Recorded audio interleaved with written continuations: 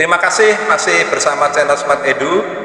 Pada video yang lalu kita sudah belajar aspek industri, di mana tiap industri memiliki karakteristik yang berbeda-beda, dan juga sudah disampaikan beberapa teori untuk menganalisis industri, khususnya mengidentifikasi risiko-risiko di dalam industri tersebut dipandang dari sisi bank sebagai kreditur. Pada video yang ke-8 ini kita akan belajar aspek bisnis dan manajemen, menyangkut antara lain bagaimana bisnis atau perusahaan dijalankan, bagaimana perusahaan membedakan diri dari para kompetitornya, bagaimana perusahaan atau bisnis nasabah memperoleh dan mempertahankan pelanggannya, risiko-risiko apa yang harus dihadapi dan bagaimana perusahaan mengatasinya. Di dalam prakteknya, aspek industri, aspek bisnis dan manajemen tadi, dan aspek-aspek lainnya akan diinformasikan di dalam proposal kredit untuk kemudian dimintakan keputusannya kepada para pemegang kewenangan kredit, apakah kredit akan disetujui atau ditolak. Baik, kita mulai saja untuk aspek bisnis dan manajemen berikut ini. Apa tujuan kita menganalisis bisnis atau perusahaan calon debitur kita?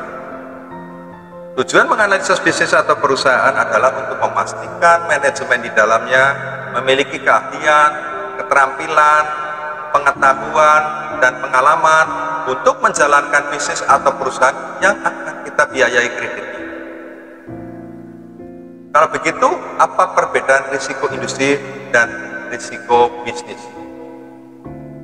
Risiko industri adalah risiko khas dari industri tertentu, sedangkan risiko bisnis adalah risiko yang harus dihadapi para pelaku bisnis sehubungan dengan penerapan dari keahlian dan kemampuan manajemen. Jika dimisalkan industri itu adalah suatu pertandingan olahraga tertentu dengan segala peraturan dan risiko-risiko di dalamnya, maka para pemain yang bertanding adalah para pelaku usaha atau perusahaan yang harus memiliki keterampilan, kemampuan, pengetahuan, pengalaman untuk memenangkan pertandingan tersebut. Mengevaluasi kegagalan dan keberhasilan manajemen di dalam menjalankan bisnis adalah inti dari risiko bisnis. Bagaimana mengevaluasi keberhasilan atau kegagalan perusahaan di industrinya? Cari tahu rencana dan strategi perusahaan. Cari tahu bagaimana perusahaan mengatasi risiko industri. Apa key success factor industri?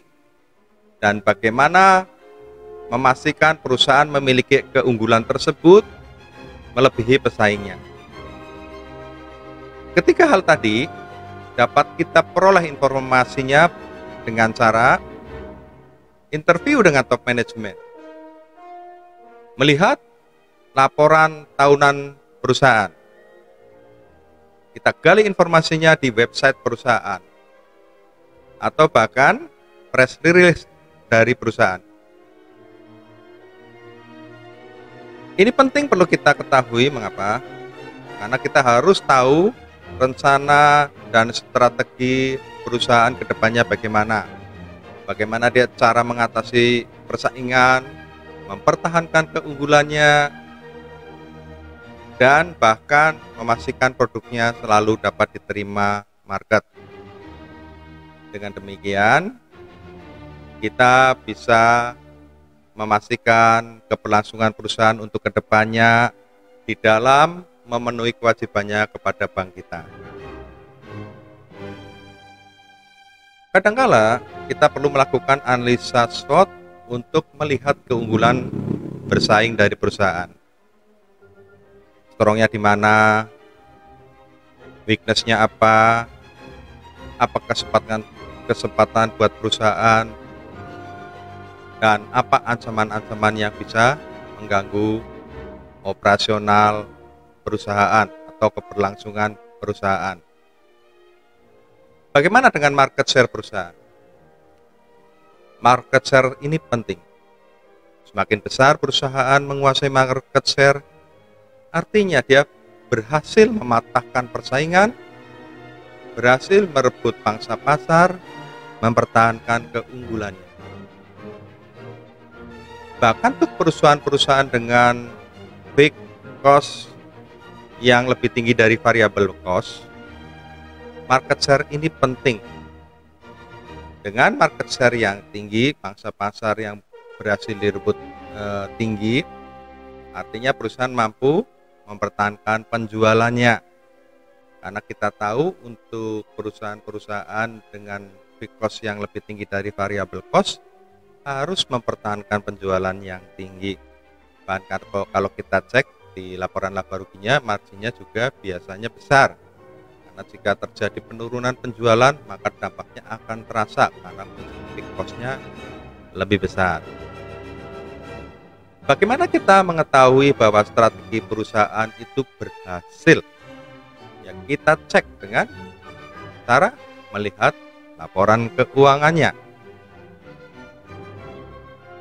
Top manajemen telah kita interview menyampaikan strategi-strateginya, rencana-rencananya ke depan, strategi di masa lalu, dan lain-lain.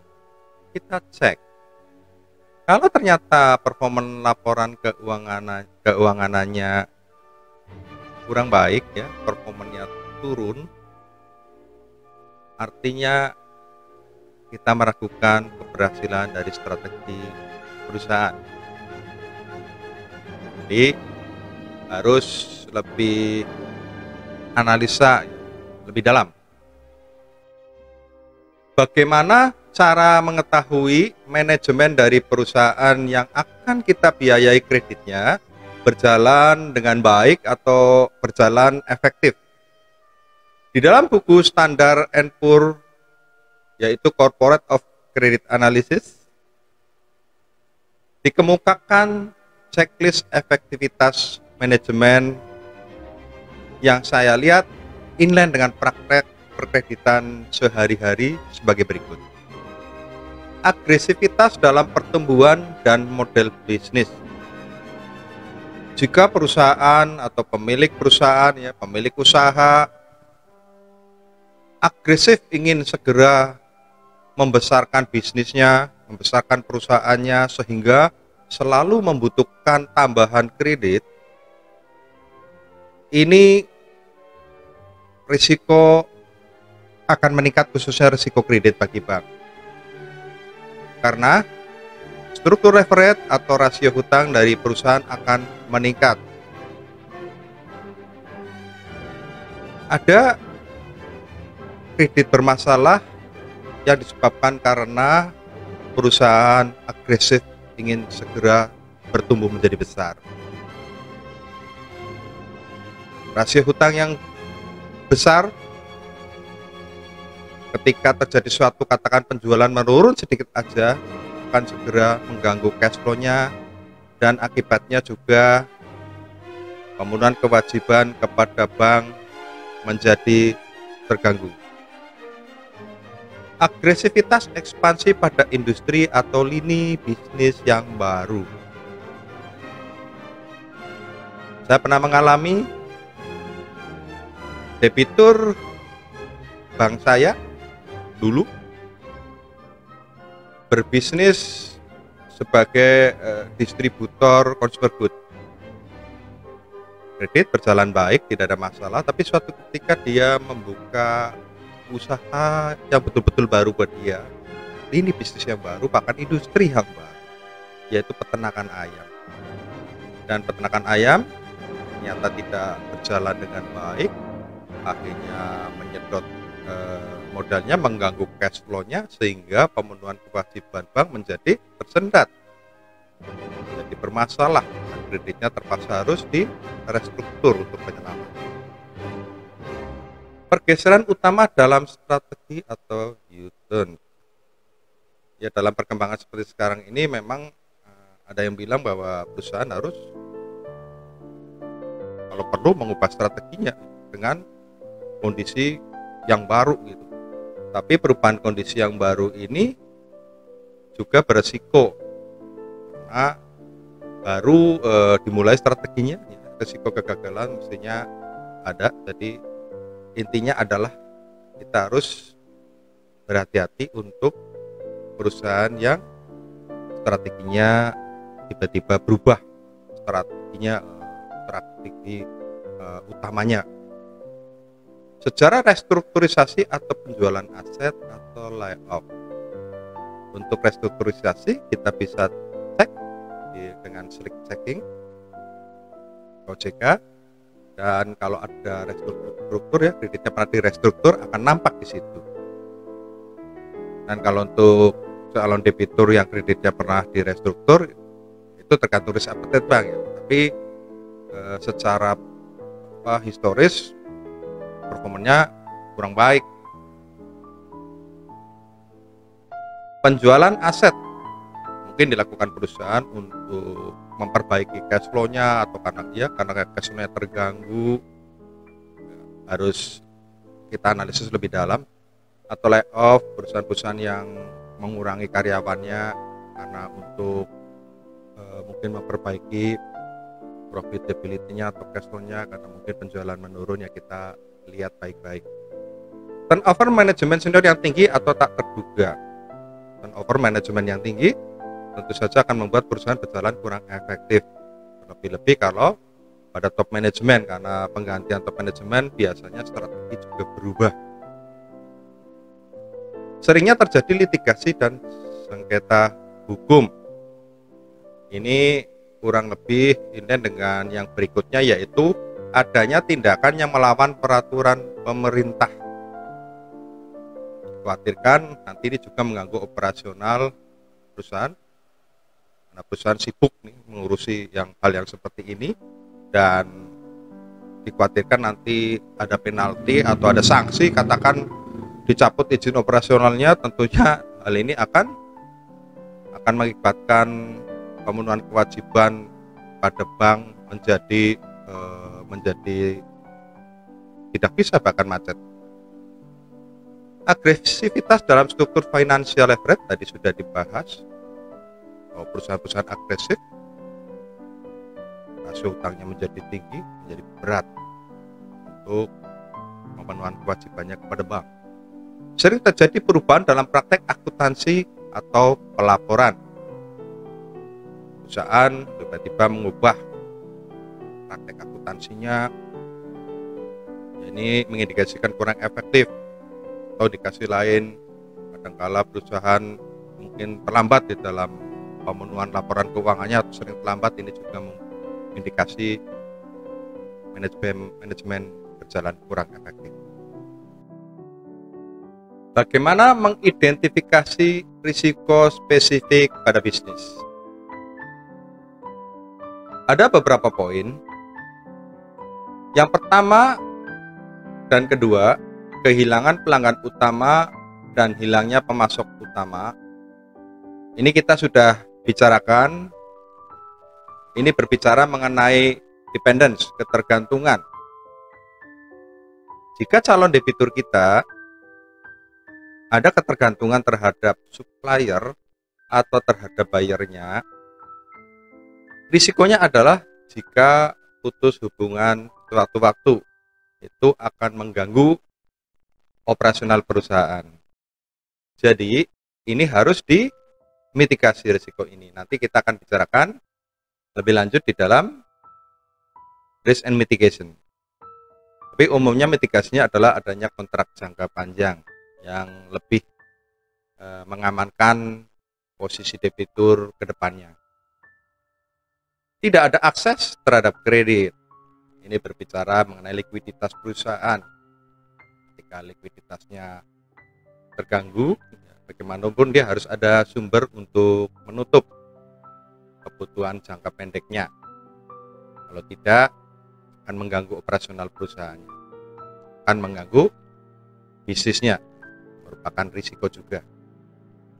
Peraturan yang kurang menguntungkan perusahaan, ini kita udah bicarakan juga, bahwa perusahaan-perusahaan yang terekspos perubahan peraturan dengan cepat sangat berisiko. Kehilangan karyawan kunci, ini juga sudah, di mana Jika ada ketergantungan kepada key person tertentu, maka risikonya adalah jika key person tersebut berhalangan. Terlebih-lebih jika berhalangan tetap. Kehilangan sumber bahan baku. Ini juga merupakan risiko spesifik pada bisnis. Kita sudah bicarakan pada waktu membicarakan mengenai kebutuhan bahan baku, katakan usaha barkor atau bulu mata palsu di Purbalingga yang ini kita sharingkan. Kerusakan pabrik, kita harus pastikan bahwa kegiatan operasional perusahaan tidak terganggu jika terjadi kerusakan pabrik atau kerusakan mesin. Kalau perusahaan pabrik ya secara fatal kita pastikan perusahaan memang diasuransi ya, dengan jumlah cover yang cukup. Dan untuk perusahaan mesin biasanya perusahaan-perusahaan yang dimanage dengan baik itu memiliki teknisi, bahkan termasuk memiliki gudang untuk spare partnya. Jadi jika ada kerusakan dapat segera ditanggulangi sehingga tidak mengganggu bisnis terlalu lama. Gangguan jaringan distribusi ada berbagai sebab, mungkin ada ketergantungan perusahaan terhadap perusahaan-perusahaan pengangkutan, atau mungkin juga karena bencana alam ya, dulu juga pernah terjadi, banyak yang terganggu distribusinya karena adanya bencana banjir sehingga jembatan terputus. Masalah buruh, ya kalau buruh sering demo juga akan mengganggu kegiatan operasional perusahaan. Tetapi sekali lagi, dalam pembahasan ini, aspek-aspek ini adalah kondisional dalam artian untuk pengajuan kredit dengan limit-limit kecil, untuk usaha-usaha perorangan yang relatif masih kecil, tentu saja analisisnya mengikuti, tidak perlu terlalu dalam.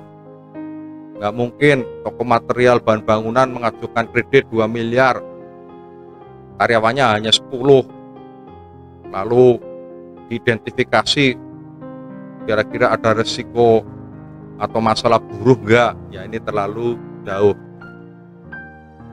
Masalah lingkungan, ini juga menjadi perhatian bank-bank sekarang ini. Kalau memberi kredit kita harus memastikan perusahaan tidak merusak lingkungan atau sudah ada izin-izinnya ya, termasuk AMDAL, izin lingkungan dan lain-lain.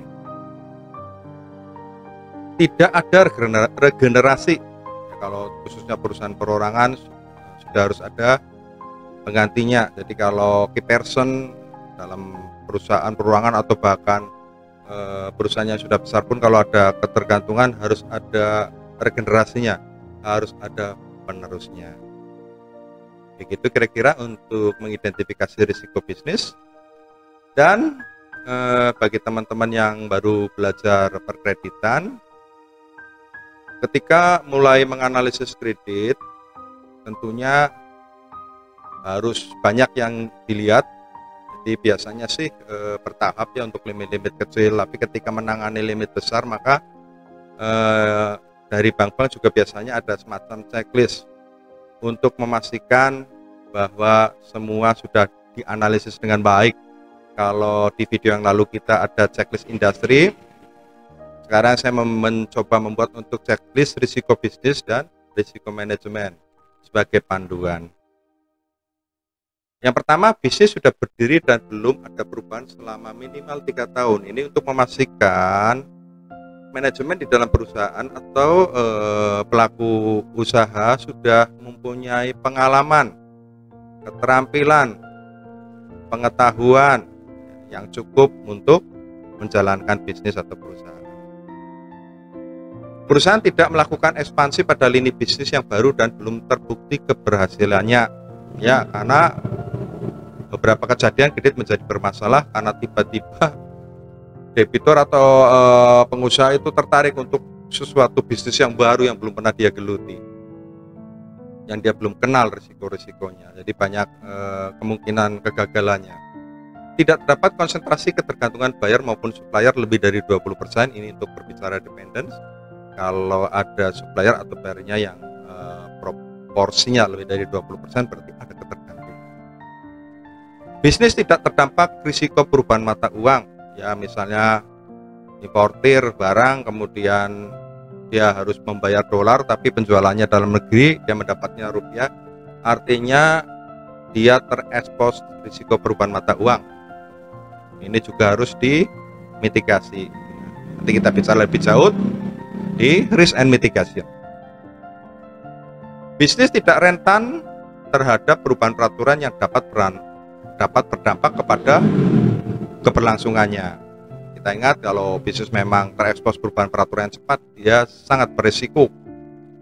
Akan suatu waktu operasionalnya bisa berhenti. Risiko terhadap jalannya operasional seperti kerusakan pabrik sudah kita bahas, kebakaran sudah kita bahas, gangguan jaringan distribusi sudah juga, masalah perburuan, masalah lingkungan dan sebagainya telah diidentifikasi oleh Anda dan dilakukan mitigasi. Risiko persaingan karena tingginya produk substitusi dan hambatan masuk yang rendah telah dianalisis dan tidak mempengaruhi posisi kompetitif perusahaan. Kalau hambatan masuk rendah, substitusinya tinggi, barang penggantinya, produk penggantinya banyak, ya otomatis persaingannya tinggi. Ini berisiko karena perusahaan atau pengusaha bisa masuk dan keluar sewaktu-waktu. Untuk checklist risiko manajemen adalah sebagai berikut. 1. Pengalaman manajemen sudah lebih dari 3 tahun pada bisnis yang sama. Ya memang umumnya standarnya adalah 3 tahun ya. Bagaimana kalau belum 3 tahun? Ya kita nanti akan bicara ya, khususnya dalam kasus-kasus pemberian kredit. Dan ini juga sudah pernah saya sampaikan di video sebelumnya, bagaimana kalau ternyata pengalamannya belum 3 tahun ya pada analisis kualitatif. Tidak ada isu regenerasi dan ketergantungan pada karyawan kunci perusahaan. Ini juga sudah kita bahas, ya, hanya untuk checklist saja.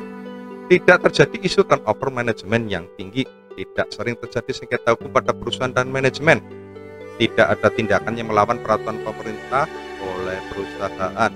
Tidak ada isu negatif terhadap perusahaan atau manajemen kunci. Ini bisa kita lakukan dengan slick checking, dan kita bicarakan di depan. Nanti akan kita perdalam lagi di dalam materi slick checking atau bank checking, karena kita pengen dapat debitur yang tepat, yang memiliki kemampuan untuk memenuhi kewajibannya, dan tentu saja yang tak kalah penting juga jaminan. Demikian untuk materi risiko bisnis dan risiko manajemen. Ini mengakhiri pembahasan kita untuk analisis kualitatif, dan pada video berikutnya kita akan masuk dalam analisis kuantitatif. Kita akan belajar memahami laporan keuangan, menganalisis laporan keuangan, dan melakukan proyeksi untuk melihat kemampuan cash flow perusahaan di masa depan. Baik, terima kasih. Sampai ketemu di video berikutnya.